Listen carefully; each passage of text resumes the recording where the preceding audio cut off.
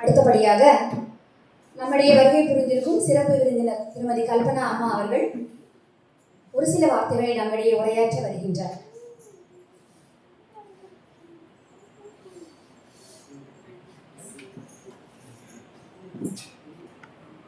எங்கும் நீக்கமர நிறைந்திருக்கும் எல்லாம் வல்ல இறை சக்தியையும் இயற்கை சக்தியையும் வேண்டி இந்த அன்பு குளோபல் ஃபேமிலியில் இன்று பயணித்துக் கொண்டிருப்பது எனக்கு ஆச்சரியமாகவும் ஆனந்தமாகவும் இருக்கிறது என்பதை முதலில் தெரிவித்துக் கொள்கின்றேன். இந்த அன்பு குளோபல் ஃபேமிலியை பற்றி எனக்கு எங்களுடைய கல்லூரி முதல்வர் முனைவர் கீதா அம்மையார் அவர்கள் அடிக்கடி சொல்லுவாங்க, கேள்விப்பட்டிருக்கிறேன். அதோடு மட்டுமில்லாமல் அன்பு சார் அவர்களையும் எனக்கு நல்லா தெரியும்.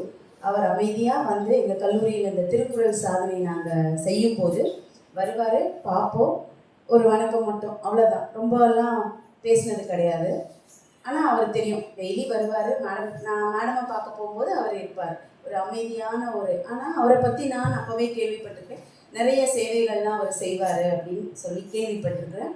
நிறையா வந்து பார்த்துருக்குறேன். அது நான் அப்படி பார்த்து அவர் இன்று இங்கே இல்லைனாலும் அவருடைய துணைவியாரான உஷா அம்மையார் அவர்கள் அவர் விட்டு சென்ற பணியை தொடர்ந்து மிக அழகாக நடத்தி கொண்டிருக்கிறார் என்பதை பார்க்கும்போது மிகவும் ஆச்சரியமாக இருக்கிறது என்று தான் சொல்லணும். ஏன்னா எல்லாருக்குமே வந்து நம்ம நினைப்போம், இப்படி ஆகணும் அப்படி ஆகணும்னு நினைப்போம். ஆனால் யாரும் எதையுமே ஒழுங்காக செய்ய மாட்டோம், விட்டுருவோம் அப்படியே.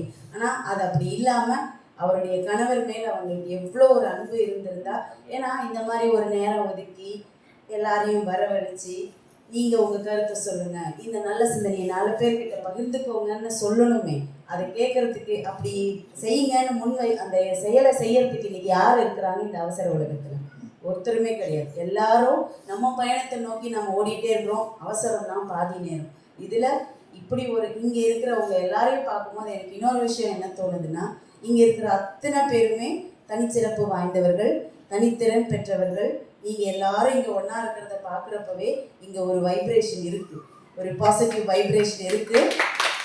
அது வந்து அநேகமாக அந்த பாசிட்டிவ் வைப்ரேஷன் தான் இன்னைக்கு உமாவை வந்து இத்தனை பெரிய ஒரு சாதனையை செய்ய தூண்டியிருக்கோம் அப்படின்னு சொல்லலாம். அடுத்து எனக்கு அம்பேத் ஐயா அவர்களை தெரியும், கேள்விப்பட்டிருக்கிறேன். அடுத்து எங்கள் கல்லூரியில் கௌரவ விரிவுரையாளராக பணிபுரியும் வாணி அவர்களின் கணவர் இங்கே இருக்கிறார். ரொம்ப நகைச்சுவையாக அழகாக பேசிட்டு போனார். சொல்லுவாங்க மேடம், நான் கேட்டதில்ல, இன்று தான் நான் பார்த்தேன். அவர் பாடியும் கேட்டிருக்கிறேன், நல்லா இருந்தது. எப்பவும் போல சின்ன குழந்தைய கூட அழகாக சிரிக்க வச்சுட்டீங்க. இதை அப்படியே கண்டினியூ பண்ணிக்கோங்க சார். அப்போ வாணி அதனால தான் ஹாப்பியாக இருக்கிறாங்கன்றது நல்லா தெரியுது.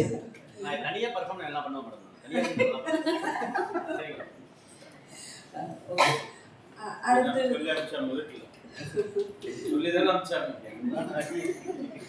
நீங்கள் முதல்ல அன்பு குளோபல் ஃபேமிலியோடு சேர்த்து உங்கள் எல்லாருக்கும் என்னுடைய வாழ்த்துக்களையும் என்னுடைய வணக்கத்தையும் நான் தெரிவித்துக் கொள்கிறேன். ஏன்னா இது ஒரு பெரிய சாதனை. ஒரு சாதனைக்கு துணை நிற்கிறது அதை விட பெரிய சாதனை. ஏன்னா அந்த மனசு நமக்கு வேணும். அது இன்னைக்கு நிறைய பேர்கிட்ட இல்லை, வளர்த்துக்கலாம், பரவாயில்ல, நம்ம எல்லாமே சொல்லி கொடுத்து வர்றது தானே. அடுத்து திருக்குறளை பற்றி நம்ம நிறைய பேருக்கு எல்லாருக்குமே ஏன்னா நம்ம எல்லாரும் அது நம்மளுடைய நூல் அப்படின்னு தான் சொல்லணும், நம்மளுடைய அடையாளம் அப்படின்னு கூட சொல்லலாம். இன்னைக்கு நீங்கள் நெட்டில் போட்டிங்கனாலே திருக்குறள் பற்றின அத்தனை விஷயங்கள் நமக்கு நிறைய கிடைக்கும். எவ்வளோ விஷயங்கள் இருக்குது. அது எல்லாத்தையும் தாண்டி நம்ம படிக்கிற காலத்தில் நான் பொதுவாக எடுத்துக்கிட்டால் நிறைய மனப்பாட பகுதின்னு சொல்லி தமிழில் கொடுத்துருப்பாங்க. நான் முதல்ல பண்ணுற பகுதி எதுவாக இருக்கும்னா திருக்குறளாக தான் இருக்கும்.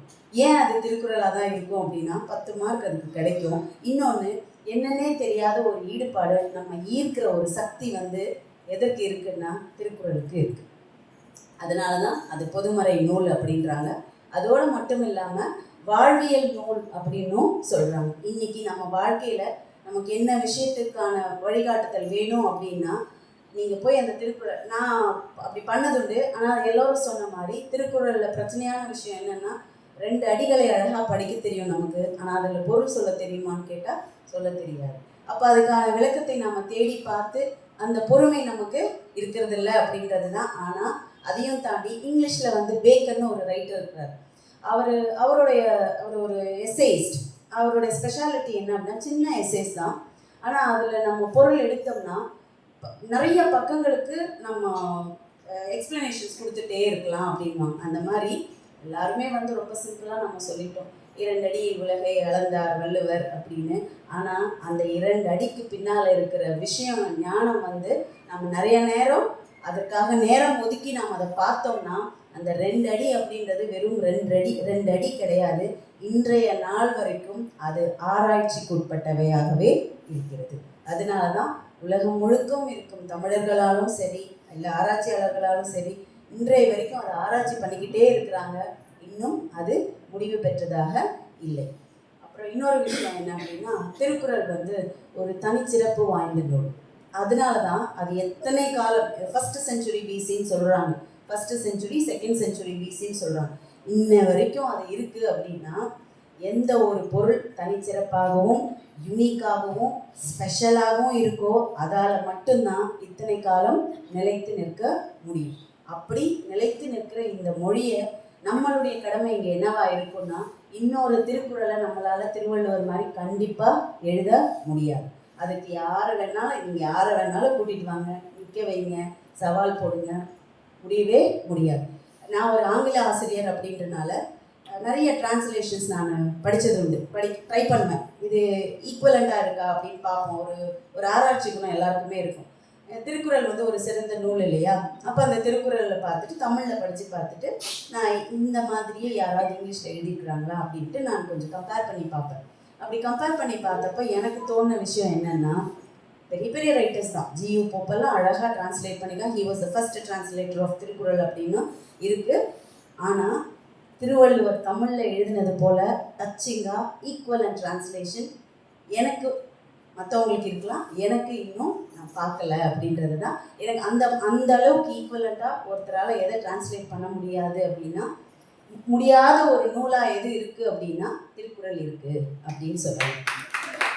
இதுக்கு ஒரு எக்ஸாம்பிள் உங்களுக்கு சொல்லணும் அப்படின்னா, பிரசீலியன் ரைட்டர் இருக்கிற பால் கோயலோ அப்படின்ற ஒரு ரைட்டர், அவர் தான் அந்த ஆல்கெமிஸ்ட் அப்படின்ற ஒரு நாவல் எழுதியிருக்கிறாரு. டைம் கிடைச்சா அதனுடைய டிரான்ஸ்லேஷன் தமிழ்லேயும் இருக்குது, படிங்க. உங்கள் ஸ்கூல் டீச்சர்ஸாக இருந்தால் உங்கள் ஸ்டூடெண்ட்ஸ்க்கு சொல்லுங்கள், பெற்றோர்களாக இருந்தால் உங்கள் பிள்ளைங்களை படிக்க வைங்க. ஒரு எக்ஸலண்ட் புத்தகம் அது. அந்த புத்தகத்தை என்ன பண்ணியிருக்காங்கன்னா, அது பிரசீலியன் லாங்குவேஜில் தான் எழுதியிருக்கிறாங்க. ஆனால் அந்த டிரான்ஸ்லேஷன் தான் நம்ம கைக்கு கிடைச்சிது. அந்த டிரான்ஸ்லேஷனே எப்படி இருக்கும்னா அப்படியே ஒரிஜினல் மாதிரி இருக்கும், அந்த உணர்வை நமக்கு ஏற்படுத்தும். அவ்வளோ அழகாக எக்ஸலண்ட்டாக டிரான்ஸ்லேட் பண்ணியிருப்பாங்க. அதே போன்ற ஒரு உணர்வு திருக்குறள் டிரான்ஸ்லேஷனில் எங்கேயோ கொஞ்சம் மிஸ் ஆகிற மாதிரி நான் எப்பொழுதுமே ஃபீல் பண்ணியிருந்தது. அதற்கு என்ன காரணம் அப்படின்னா திருக்குறளினுடைய தனிச்சிறப்பு தான்.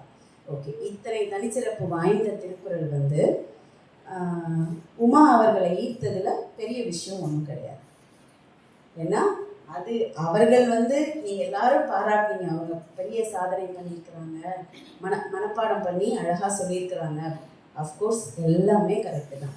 அதெல்லாம் எதனால் முடிஞ்சது அப்படின்னா திருக்குறளினுடைய தனி சிறப்புனால மட்டும்தான் உமா அவர்களால் முடிந்தது அப்படிங்கிறது. ஏன்னா அந்த நூலுக்கே உரிய சிறப்பு அது. அப்புறம் நிறைய பேர் சொன்னீங்க, இன்னைக்கு நெட்டில் போய் பார்த்தா எத்தனையோ குறள் வந்து நம்ம டெய்லி கேட்குற மாதிரி இருக்குது. அவர்களுடைய மொழியில், அவர்களுடைய மொழி நடையில், அவர்களுடைய குறள் வளத்தில் அதை கேட்குறப்போ இனிமையாக இருந்தது. உங்களுடைய பொழுது வந்து ரொம்ப இனிமையாக தொடங்கியது என்று நீங்கள் எல்லாரும் சொல்லும்போது கேட்குறதுக்கு எனக்குமே மிக ஆவலாக இருந்தது. ஓகே, இன்னையிலேருந்து நம்மளும் போய் என்ன பார்க்கலாம், உமாவோட வீடியோஸ் எல்லாம் எடுத்து பார்க்கலாம் அப்படின்னு தோணியிருக்கு. இன்னொரு பெருமைக்குரிய விஷயம் என்னென்னா, இவர்கள் எங்கள் கல்லூரியினுடைய முன்னாள் மாணவி, ஆங்கிலத்துறை மாணவி. அந்த வகையில் எங்களுக்குமே வந்து அது மிகவும் பெருமைக்குரிய விஷயம்தான். எங்கள் கல்லூரியில் படித்த ஒருத்தவங்க வந்து இவ்வளோ பெரிய ஒரு சாதனை செஞ்சுருக்குறாங்க அப்படின்னும் போது அது எங்களுக்கு உங்களில் பாதி பெருமை எங்களை சேரும் என்று இந்த தருணத்தில் நான் சொல்லிக்கிறேன். அப்புறம் ஒருத்தர் சொன்னார், நீங்கள் வந்து புதுமை சார் அம்பேத்கர் தான் சொன்னார், நீங்கள் வந்து ஏதாவது ஒன்று புதுமையாக பண்ணுங்க அப்படின்னு சொன்னாங்க. கண்டிப்பாக புதுமையாக பண்ணுறதுக்கு திருக்குறளில் நிறைய விஷயங்கள் இருக்குது. அதை எடுத்து நம்ம எல்லாரும் அவங்களுக்கு அட்வைஸ் பண்ணுறதை விட அதை நாமளே ஒரு அட்வைஸாக எடுத்துகிட்டு நம்ம பிள்ளைங்களுக்கு அதை கொண்டு போய் சேர்ப்பது நம்மளுடைய கடமை அப்படின்றத நாம் ஒவ்வொரு தருணத்துலேயும் நாம் நினைக்கணும். கண்டிப்பாக நாமளும் முயற்சி பண்ணணும். அந்த திருக்குறள் போல் ஒரு வாழ்க்கை அமைஞ்சால் எப்படி இருக்கும் அப்படின்னு கேட்டால், உலகத்தில் இந்த இப்போ நடந்துட்டுருக்கிற போரோ இல்லை பொறாமையோ இல்லை போட்டியோ எதுவுமே இருக்காது. ஒரு அன்பான உலகமாக தான் இந்த உலகம் அமையும் அப்படின்றதுல எந்தவித மாற்று கருத்தும் இல்லை. என்ன இந்த விழாவிற்கு அழைத்தமைக்கு அப்படி சொல்லணும்னா யார் அழைச்சிருப்பாங்க அப்படின்னா கண்டிப்பாக எங்கள் கல்லூரியினுடைய முதல்வர் முனைவர் சௌ கீதா அம்மையார் அவர்கள் சொல்லியிருப்பாங்க. அதனால மேடம் என்னை கூப்பிட்டுருப்பாங்க. அவர்கள் இத்தருணம் இங்கே இல்லை என்றாலும் அவர்களுக்கும் என் நன்றியை உரித்தாக்கி கொண்டு இந்த அன்பு குளோபல் ஃபேமிலியை பார்க்குறப்ப எனக்கு கொஞ்சம் பொறாமையாகவும் இருக்கிறது. நீங்கள் மட்டும் எப்படி இப்படியெல்லாம் ஒரு டைமுக்கு சேர்ந்து என்ஜாய் பண்ணிட்டு இருக்கிறீங்க அப்படின்றத பார்க்குறதுக்கு பெருமையாகவும் பொறாமையாகவும் இருக்கிறது. இதே போன்ற நல்லதொரு சமூக சிந்தனையுடன் நல்ல செயல்களை இனி வரும் காலங்களில் நீங்கள் செஞ்சு அதை உங்களைப் போல இதுதான் முன்னோடி அப்படின்ற மாதிரி உங்களுடைய இந்த அன்பு குளோபல் ஃபேமிலி அமையணும் அப்படின்னு சொல்லி வாழ்த்துக்கிறேன். அதோட உமா அவர்களுக்கு இன்னைக்கு என்னன்னா ஒரு சிறந்த நாள் அப்படின்றது தான் சொல்லணும். ஏன் அப்படி சிறந்த நாள் அப்படின்னா இத்தனை நல்லுள்ளங்கள் எல்லாம் உங்களை வாழ்த்துறாங்க இல்லைங்களா? எவ்வளோ பெரிய பேர் பெற்றிருந்தால் அப்படி ஒரு வாழ்த்து உங்களுக்கு கிடைக்கும்.